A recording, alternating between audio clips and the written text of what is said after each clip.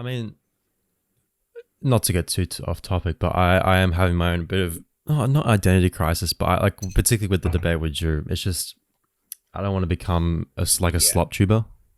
Um, Yeah. No, I totally agree. so I don't. I think you and I both agree that probably that was not the most productive debate no, for either party involved. no. Yeah. Anyway, Yeah. But I did. I mean, I was kind of working, but I had it on the background, so I did like a lot of what you were saying. I think that's why I wanted to have this conversation because, like, I want to talk about housing, the commodification of housing, and then see like how our policy prescriptions differ. Because I think we have the same kind of analysis of the problem itself, and so that's one of the points where I wanted to start off, if that's okay with you. yeah, sure. Okay, so you have to forgive me because I haven't read theory in a couple of years, so this is pretty rusty. But when we talk about decommodification, the way that I think about it is like a degree of immunization from like market dependency. So I'm just reading back one of the scripts I wrote about a short edit on decommodification, and this is pulling from this guy called Josta Esping Anderson. He wrote Three Worlds of Welfare Capitalism. I don't Yep, know if yeah, you're yeah, yeah. familiar with that I book. haven't Yeah, read it, but I'm familiar with it. yeah. So he says, decommodification is something that occurs when a service is rendered as a matter of right, and when a person can maintain a livelihood without reliance on the market. So, in terms of policy prescriptions, that could be things like a very generous welfare state that immunizes you from selling your labor on the market, so you're not forced to enter into this transaction to, have a level of survival, basically. So, I mean, that's what I kind of think about decommodification. But on like an orthogonal point, when we talk about housing, right, and the commodification of housing, which I think you and I agree has been one of the biggest problems with why we have the current crisis that we have now. And I'm not too familiar with the Australian housing market, but I imagine it's very similar to what's going on with the Canadian housing market, where it's just skyrocketing housing prices and skyrocketing rental prices, right? Mm-hmm. Yeah. Yeah. So for commodification, I mean, in North America, it's basically that starting in the last century, people begin to kind of view housing or homes in general as a way to kind of entrench a level of wealth, to have like an asset that is always generating revenue, and a way to kind of intertemporally pass on wealth to your kids and your grandkids or whatever. And then on top of that, you have the additional layer of securitizing the asset itself. So out of that, kind of building up things like mortgage securitization of mortgage securities, so like mortgage-backed securities, that also pay out kind of income flows to capital. So you have like these two layers where housing just becomes a way to pass on wealth, to generate wealth for yourself, and also to generate wealth for larger capital actors at large. So that's my kind of way of how I view the commodification of housing. So I wanted to hear like your thoughts on it, how you think we came to be at the place we are right now with the housing crisis. Sure. So I think my understanding of what commodity production is and what therefore what decommodification is a bit different to what you were saying there. Mm-hmm. Because specifically it kind of draws from what Marx talks about in terms of what a commodity is, which is a good or a service made for an exchange value that has a use value. It's made for it's made for the sake of making profit. So, and in this case, in housing, it's housing built for the sake of asset inflation. So, decommodification will be separating housing from that exchange value and just having it have a use value, which is putting a roof over someone's head. Mm-hmm. Now, I think there's different degrees by which. Sorry, my dog is barking. Can you hear them? Not really, Okay, but no good. worries. All right, sorry. Anyway, sorry about that. There's different degrees and different, I guess, different kinds of housing commodification. I don't know, because in Australia, and look, it'll be similar in Canada and most Western countries, but in the post-war, like kind of Keynesian golden age, Hmm. housing wasn't as like a big like a speculative thing. Um, Yeah. it was more of like a, well, you still have a housing market. It's more rudimentary, and you have a lot of state subsidies, and in the case of Australia, a lot of the housing was built by the government, and some of it was operated by the government. There were certain schemes where you could buy a house from the government. The government would sell onto the private market for as Hmm. little as £5, which is crazy. Jesus. Yeah, right. So in that sense, it was very different, but it was still commodified. And then there's an interesting paper that I read, and it talks about what it calls bourgeoisement. And sorry, let me know if I'm rambling here. But I'll try to tie it No, in. no worries. Um, but Yeah, this is a very this is gonna be a very fluid conversation. So yeah, no, ramble on feel free to as interrupt much because as you I want. might. Yeah, I'm a bit tired, so just feel free to interrupt. But No no, worries. yeah, this paper talks about. I can link the specific paper, but if you look up Yeah, housing sure. and bourgeoisement, it should come up. But yeah, it talks about this process called bourgeoisement, where respective working classes across the world, and specifically it talks about European working classes. It talks about the relationship between home ownership and voting patterns. And typically the idea is, the traditional idea is that you vote conservative when you own a home because, all of a sudden you have all these different responsibilities where, conservative parties are looking to make it easier for you. So whether that be, cutting taxes or increasing home values. So, or cutting building regulations, whatever, right? And so typically people are like, oh, you own a home, homeowners are more conservative. The paper finds that no, actually, not necessarily. You don't vote more conservative, but what it does is makes social democratic parties more conservative economically, which is really Mm. interesting. And What is it like? What does it find like? How does that causal relationship work? I I'm just interested in I that. haven't read the paper. I haven't read the specific methodology in a while, but I'm pretty sure it looks at. Hold on, let me pull it up. Yeah, just link it my way. I'd love to read it later. Yeah, here we go. Is the left right the creeping and bourgeoisement of social democracy?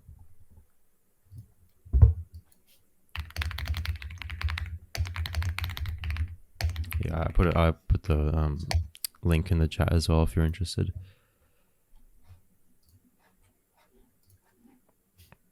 But yeah, here we go. Taking a longitudinal micro perspective of individuals' housing and political trajectories in Germany, Switzerland, and the United Kingdom since the 1980s, we find that the transition into home ownership has made voting for social democrats and populists more likely. Mm-hmm. But rather than strengthening traditional conservative parties, expanding home ownership, we argue, has contributed to the gradual embourgeoisement of the left. Anyway, so the whole So I'm guessing by gradual and bourgeoisement means like a more rightward shift of left wing parties, right? well, yeah, and not just left wing parties generally, but specifically on economic questions like that of housing. Mm. And my little theory, and maybe you could call this unfounded, but this is my understanding, is that particularly in Australia, which has uniquely high home ownership rates compared to other countries in the West, I think it peaked like 70% in the 1990s. You had large portions of the population voting for and campaigning for policies that increase the value of their home, made it easier for them to, sell their home, less cumbersome in terms of taxes. And so what you get, and this is not the only reason it happened, neoliberalism is a global phenomenon.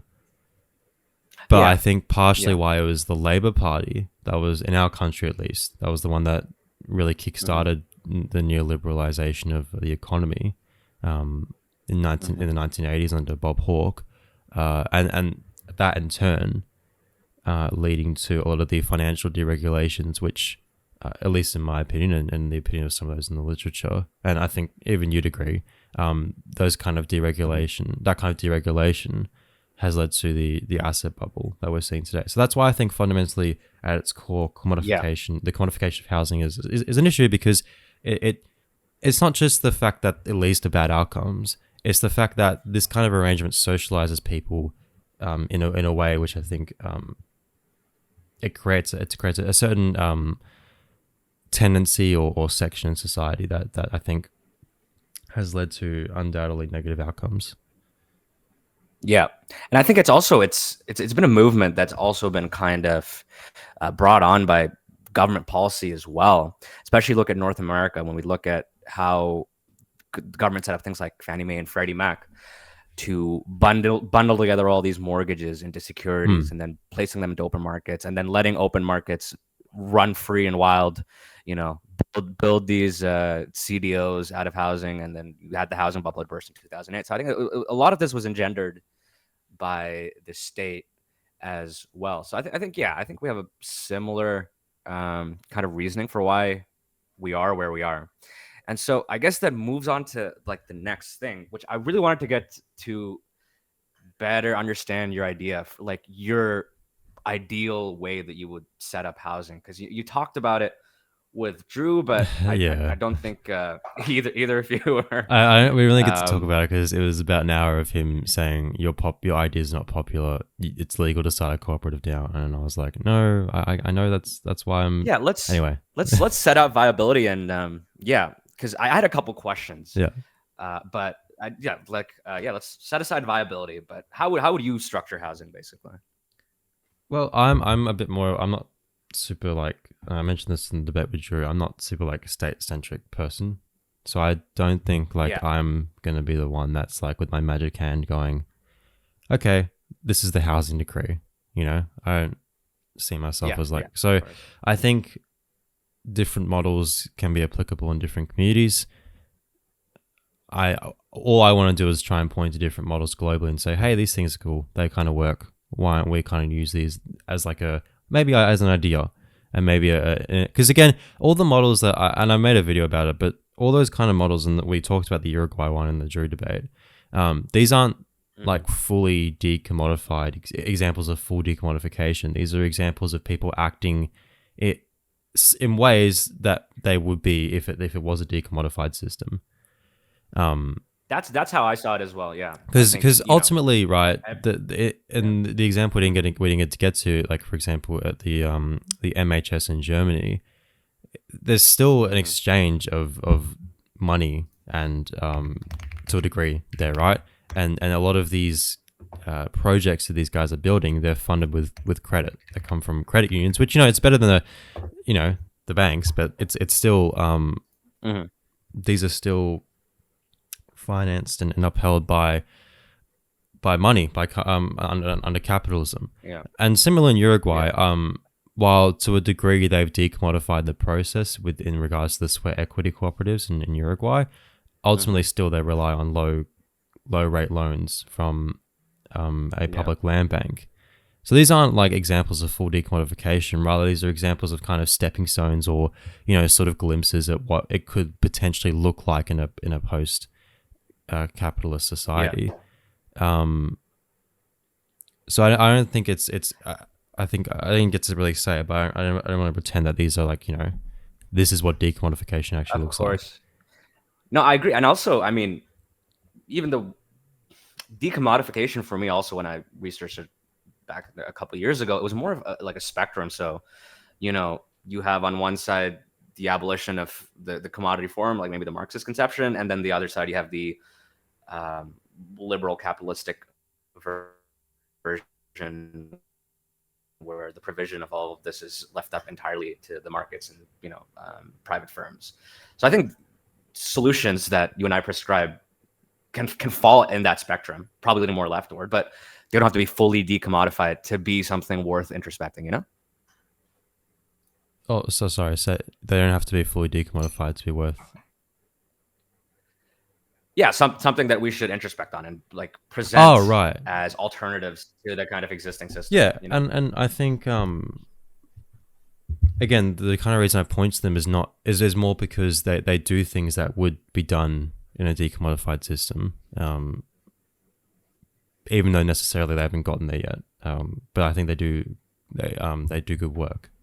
So I think they're worthy to kind of look Yeah. at, and it's like, oh, these are kind of, and look, you can do the same thing with more state-centric models as well. I mean, I was Yeah. tossing up in real time. They're like, oh, do I kind of go for I guess the safer option because there's more historical precedent for it, where you have these kind of state-centric projects. Like, I mean, we're talking about Red Vienna, but over here in Australia, there's some examples of that kind of stuff. But or do I want to go for the things that I actually resonate more with? But like, yeah, it's similar with that kind of stuff. It's like you can conceive of a future where this is actually decommodified, even if it isn't right now, because there's some Yeah. semblance of it there, in terms of the state centric stuff. Yeah. But yeah, I think, yeah, for on my side, I would definitely offer a more state first solution. But I mean, I've always been a great appreciator of state capacity. But I think just to really quickly, sorry, I've been sorry to yeah, interrupt. sure. I was just gonna say, I think a lot of the stuff that it's really tricky because I was reading about this. A lot of the literature was like, yeah, it's really hard for these like housing cooperatives to not get off the ground without state support. And that's not even just financial support; it's often technical support as well. Because people don't have the time or the expertise, understandably, to like plan urban to do urban planning, that kind of stuff, right? Yeah. But Yeah. what I found interesting was that there's a few examples of non-governmental, cooperation on a big macro scale like that. So, in Tapiola in Finland, for example, you had like a cross section of different organizations in society coming together without the government at all, and they all came Yeah. together and they founded this town, and I think it was the Confederation of Finnish Trade Unions. It was a disability organization. It was a veterans association because it was right after World War II. It was like a family welfare association, and there was a few others as well. And they all came together. This was like an entirely, majority a non-government effort, and ended up This being more. this rings a bell. Yeah. Do you know Echo Gecko? Echo Gecko? No. Okay, never mind. Who's that? Oh, Or what is he that? mentioned Tapiola in one of his videos, but anyway, maybe that's I maybe figured. Gotcha. Anyway, yeah, no, it's an interesting. I don't know if you looked it up and you found the paper on it, Tapiola and I forget the other place, Van something. No. Anyway, I can try and find a few as well, but that if you want to read on that stuff, Yeah, you can send. sure. No, this reminds me of weirdly Finnish. Like one of the first interviews I did was this guy. His name's Leo Samalati. He's a big cooperative and credit union guy. Mm. You should check out his stuff. I don't know if he's still active, but he's a very cool guy to talk to if you're interested in co-ops in Finland. Because that guy has dedicated his entire life to building that. Well, to be clear, this wasn't a co-op in the end. They did end up having a normal housing market. But the point, and by the way, I'd love to, if you send me through his stuff at whatever point, I'll happily absolutely have a look. But the more point there was that these organizations did have the capacity to fulfill the administrative role of the state. And so while obviously it'd be a lot easier for me if ideologically I was more okay with being reliant on the state. Yeah. It would be easy. It would certainly be it'd easier. be much easier, I admit. Because there's, at least you've got historical precedent. But yeah. But I mean, then you have all the connotations of relying on the state, which, as someone who, I mean, I think you're not necessarily a revolutionary. I'm probably more of on that end of the spectrum. It's not something I particularly want to rely on. Yeah. But no, yeah, it'd definitely be much easier. Yeah. You have the historical precedent and you have, examples you can point to. But I mean, that's what I think makes elitist leftism great is the actual kind of diversity of ideas. And yeah, I find myself a lot more in line with the old kind of Swedish social democrats in the 40s and 50s and 60s, and the kind of welfare state that they built. But I understand why. Even yesterday, I think it was probably the right thing that you went with your heart and put out the argument that put out your vision for what housing should look like instead of what you think the state should do. Which is I think it's fine. Yeah, another thing I want to talk about Hmm. and this is relating more to the conversation you had with Drew, and it was you guys were talking about Japan, right? Yes. And I, I don't know if this is a point that you actually believe in, or is this it was highlighting a contradiction basically in what Drew believed in. But basically, you were talking about how as housing prices go down, like home ownership rates also seem to go down. And you were asking him whether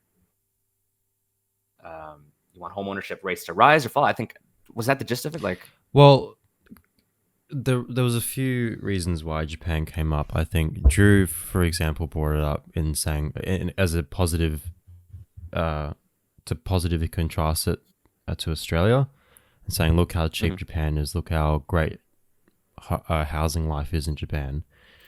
And then the other reason why it came up yeah, was because Drew was talking about his. It seemed like a made up on the spot, in all honesty, but he was talking about his like idea of managed decline, like like, oh, we'll hmm, manage a decline in house prices over X amount of yeah, time, and I was like, well, and look, I don't think Japan ever had an explicit like, oh, we will cut housing prices, but they did have an hmm, explicit policy of like really massively increasing supply and no likewise policy of increasing demand um, through hmm, population growth. And yeah, that this has been their policy for, I mean, not anymore, I don't think, but it had been for since the mid '90s to like the mid 2010s. Um, and so, like yeah, in my view, that's at least some kind of rudimentary version of the managed decline that she was talking about, particularly when he was talking in the context of cutting immigration, something Japan, you know, yeah, Japan has low immigration, and also being more of a YIMBY, increasing, getting rid of all the zoning bullshit and whatever. That again, something Japan has also done, and building a ton of homes and yeah, increasing density again, something Japan has also done. And to me, that example of home values falling in Japan and home ownership also falling, particularly in young people, it just to me that was the obvious example of like, well, this is like where this should be your utopia, but it's not actually worked out in the end. yeah. I think. Look, I'm of two minds about this because what I think is also the composition effects of that. Because you could put people into two buckets.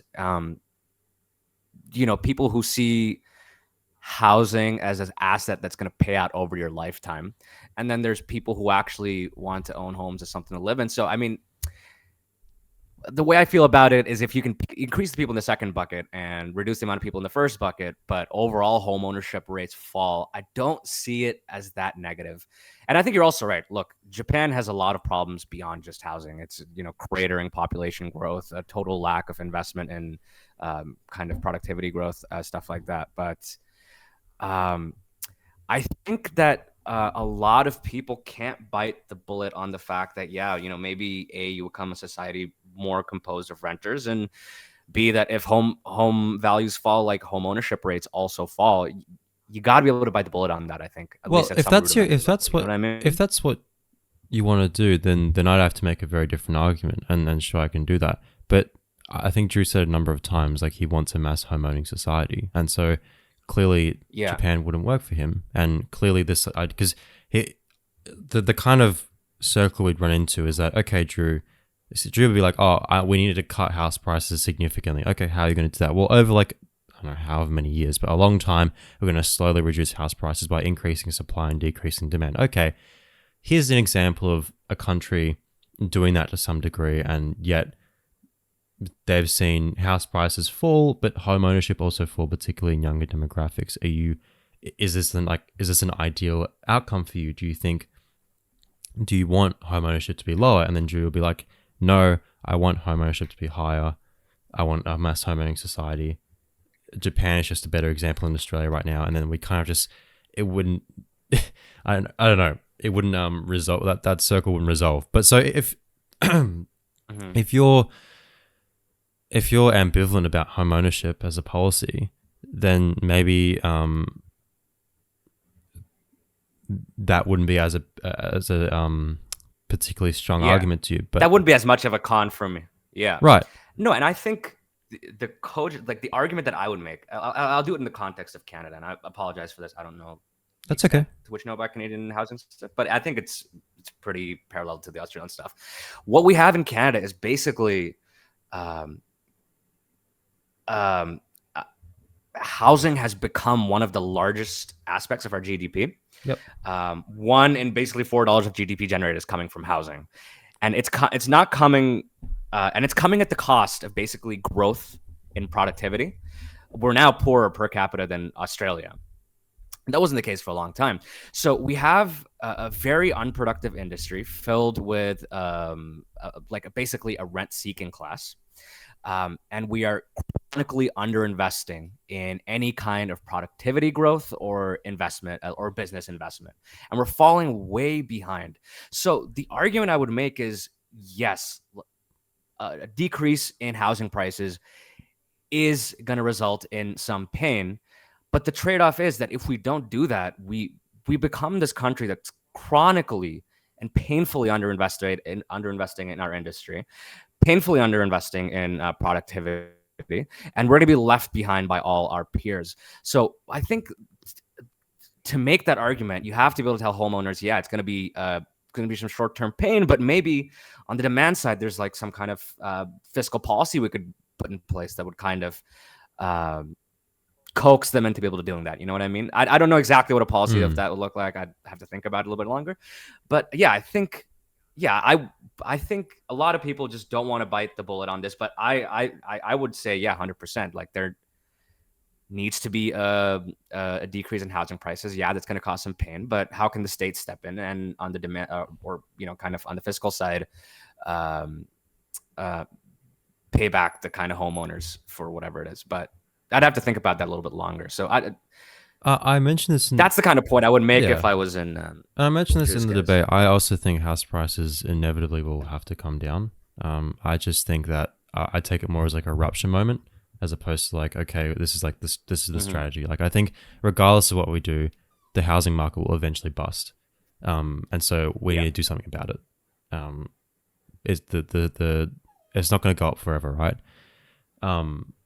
Absolutely. So I think, and look, I don't think Japan has seen a correct me if I'm wrong, but I don't think Japan has seen a renaissance particularly compared to like the 80s and 90s, right? I don't think Japan has seen a renaissance in productivity or investment into these, into more productive sections of the economy, which, by the way, this is something that happened in Australia as well. It's very similar to what you're talking about in Canada. Our GDP per capita had been falling for a while. Real wages had been falling for a while. The private sector was in recession. The economy was being upheld by the public sector and immigration. So we're in a bit of a lot of the most lucrative investment in this country is housing. So people more often than not put their money into real estate, which is it just sits there and does nothing. Whereas putting it in other more productive parts of the economy may have better outcomes or whatever. But yeah. I think I don't think necessarily that this kind of managed decline in home values is like the strategy, and then we kind of work around it and see what kind of we can do post talk. I'm not too sure if that, again, I mean, look, I actually don't know of any examples of that happening other than Japan. And again, like we kind of went over, it doesn't perfectly track either because and Japan's not real. It's not really an enviable case. No, because like even I mean, look, lack of because like the falling home ownership isn't the only problem with housing in Japan, right? Or even the Japanese economy. So I think I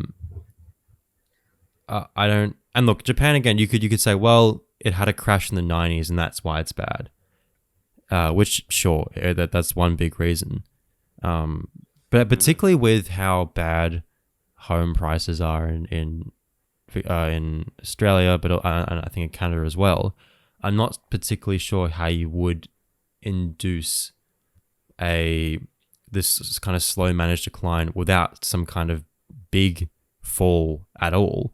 Particularly when the building construction sector, and maybe in Canada it's different, but in Australia it's a very turbulent market. It's very, very turbulent. It's very same boom bust. It's primarily comprised of small businesses. It's very fragmented.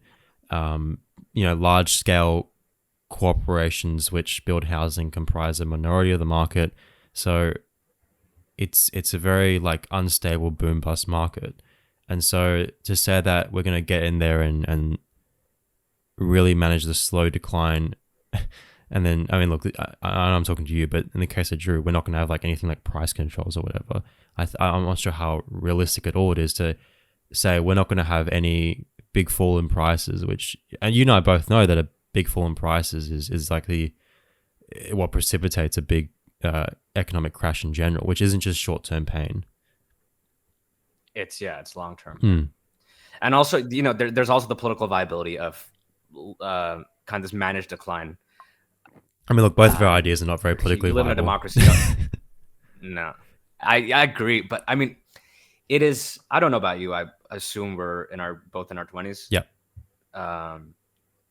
But it's become so bleak to be a young person. And right now, I don't live in Canada. I live in Spain, which has been a godsend because it's cheap as fuck here. But it's become so bleak to be a young person in kind of Australia or Canada. Oh, absolutely. Just knowing that, yeah, Because knowing that. Yeah, go ahead. Sorry, yeah, no, you go. Sorry. I forgot what I was saying. So go Oh ahead. no, sorry. I was just gonna say it's so bleak because even if you have a good solution, like 60% of the country has a vested interest in keeping house prices high because it's Exactly. for most people it's their biggest nest egg. And so even if you have a good solution, even if they're like, yeah, let's do it, most of them be like, well, I'd love to do it, but then like there goes my savings, or that, well, not savings, but there goes my biggest asset, biggest part of my net worth. And you can't exactly get mad at them because like 60% of the country isn't exactly like, sure, a lot of these people are wealthy, but a lot of them are actually like, just normal people. And if we like briefly go back to the bourgeoisement thing, this was something embraced by all sides of politics, from the Liberal Party. The Liberal Party saw it explicitly as a means to fight against communism, to the Communist Party in Australia, which was in favor of this kind of home ownership model.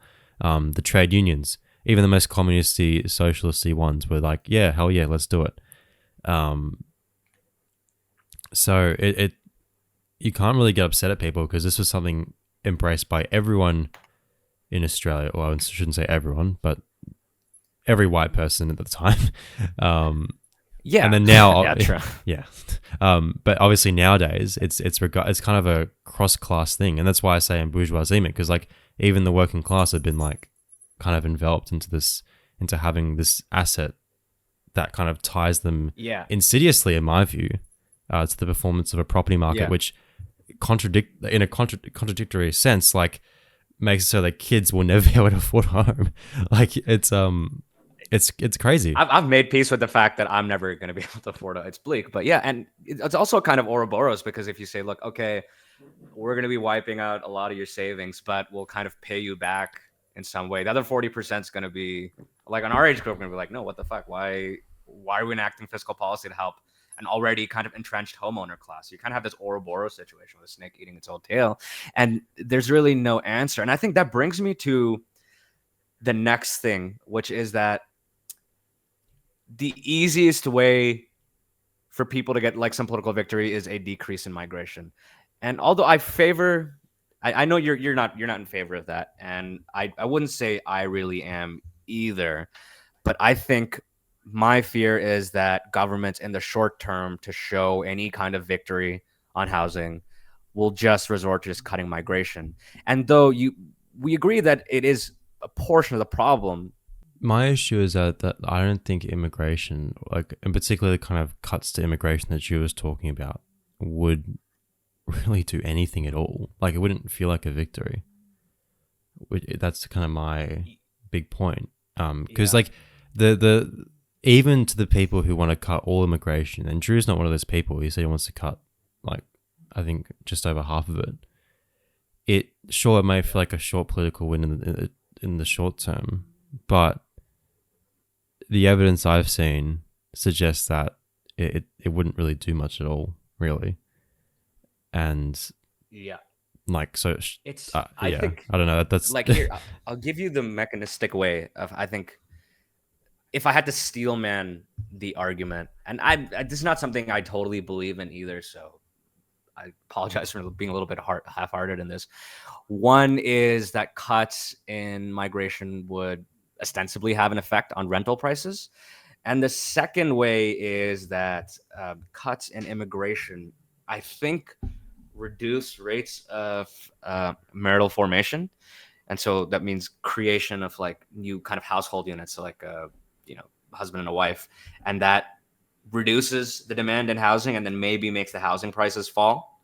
Oh, I don't. But I think again, this is going to be it's going to be end up eaten up by the fact that the Fed's going to be cutting interest rates. So these 3 years of high interest rates that we have to face because of inflation, people have been waiting to get back to the market to buy housing, so they kind of cancel each other out. So I agree with you. I don't think in any real sense we'll have any change just by cuts to migration.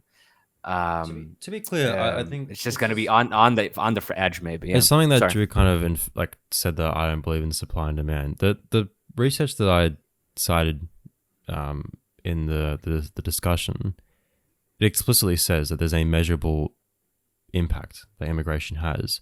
All I'm saying, and all the paper says, is that it's not, this like be all and end all. It's like a few percentage points. Yeah. And so, if you're telling me that, over 10 years, house prices were actually 10% lower, I wouldn't go, oh my gosh, we've solved the housing crisis. It's like if we got rid of first home buyer grants, or if we got rid of like certain tax breaks for property investors or whatever. Like, sure, it would put a dent, I guess, in it to a degree, but you'd still have this like gargantuan problem.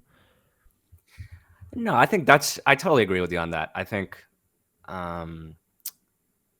the finger pointing to immigration has been it's just a way to skirt solving the real problem, which is commodification of housing, and then an entrenched kind of homeowner class who are vested mortally into having the price of housing always go up.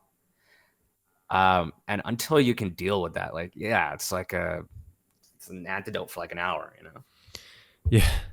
Yeah. Yeah, I mean, look, that was a big problem I had with Drew, is he kind of seemed to owe it to these different things. So I think his two big ones were immigration and low housing supply.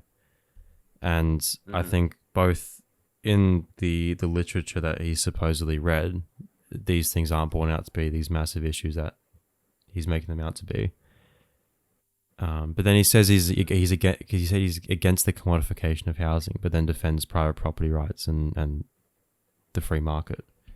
These are my big. That's part of why I wanted to have this conversation. Yeah, I feel like you and I are obviously different politically, but I think we kind of have an intuitive understanding for each other's position, and we agree a lot on the base problems. We maybe have different prescriptive solutions, but I think, I really wanted. You felt like a super intelligent guy, so I wanted to have. Oh, thank you.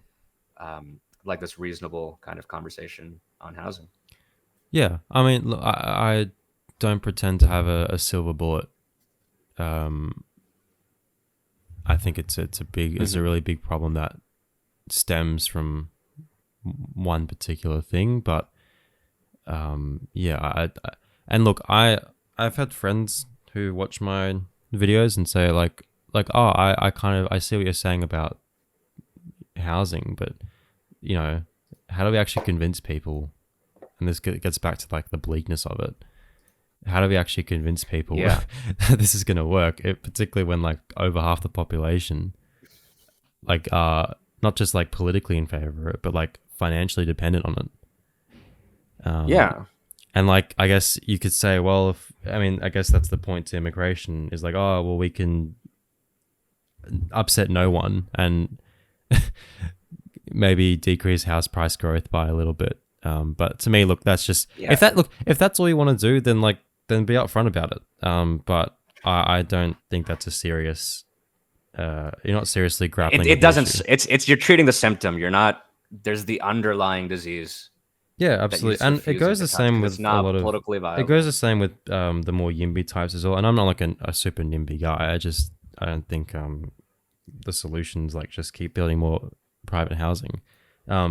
Like same goes to those people, and same goes to some people who blame it on like breaks for investors or incentives for people to invest in the housing market. These are ultimately like they're problematic, but they're um, it's not as if we're gonna solve anything by getting rid of these things. Really, it's a way we've arranged housing in this country. But yeah, I hope that Yeah. makes a bit more sense and is a bit. I was able to pass that a bit more without No, yeah, I think I knew we were gonna have a good conversation. I didn't think we were gonna get into like some screaming match like you and Drew did.